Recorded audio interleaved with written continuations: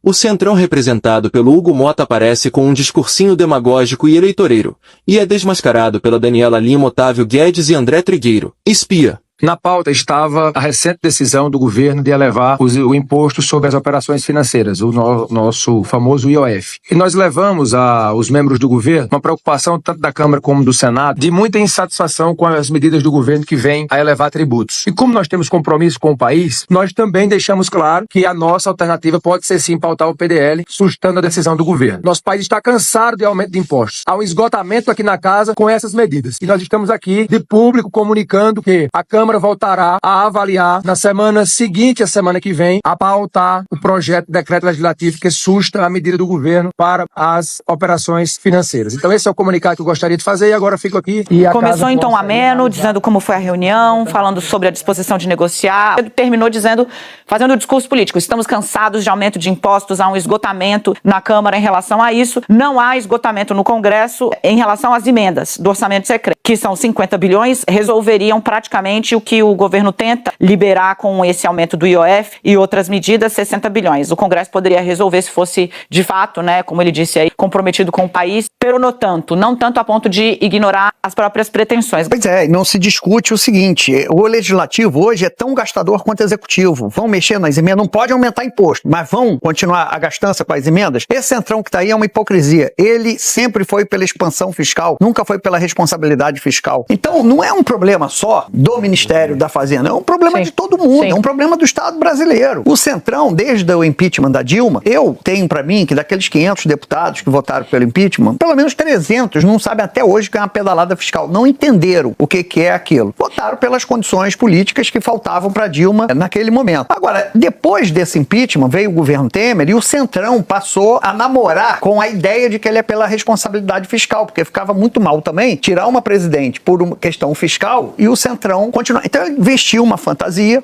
né, de que você é o grande aliado do mercado, é a favor da responsabilidade fiscal e tomou o cofre do orçamento. Ao contrário, ele expandiu mais ainda. E pior, ele quer usar o orçamento, parte do orçamento, sem transparência. Foi isso que ele fez. Então como é que um grupo político que quer usar o orçamento sem transparência vem agora posar de responsabilidade fiscal? Nós achamos que o importante é cortar. Então corta na própria carne para dar o exemplo. A forma como, ao que parece, haverá de derrubar o decreto, eu tenho minhas dúvidas. Eu, sinceramente, entendo, pelas razões que o Otávio colocou, por que você vai apontar o dedo para o vizinho sem ver os 3 dedos apontados para você, em relação ao exemplo que você deveria dar, no que diz respeito à gastança das emendas. Mas, sadia, a gente está vivendo, eu acho que é mais um exemplo de um regime, tem gente que gosta de fazer essa leitura, já vivemos um regime semi-parlamentarista. E por que isso não soa bem? Não sei se vocês se lembram, lá em junho de 23, o Congresso alterou uma medida provisória que, na prática, determinava qual é o ministério do governo Lula III. E o Congresso achou que deveria mexer na composição do ministério, esvaziando algumas pastas em detrimento de outras, redesenhando o primeiro escalão. Isso, na época, foi um escândalo. Nunca havia o Congresso feito nada parecido. Agora, o IOF teve uma repercussão ruim. Já houve uma medida, um recuo do Ministério da Fazenda por conta da grita do setor financeiro dizendo, peraí, do jeito que tá, não tá legal. O ministro Haddad recuou. O Congresso agora não poderia abrir um canal de negociação dizendo, temos também nossas diferenças em relação ao que ficou do decreto. Não, foi de ameaça. Vai cair o decreto. A gente vai derrubar. Eu acho que a gente tá já num cenário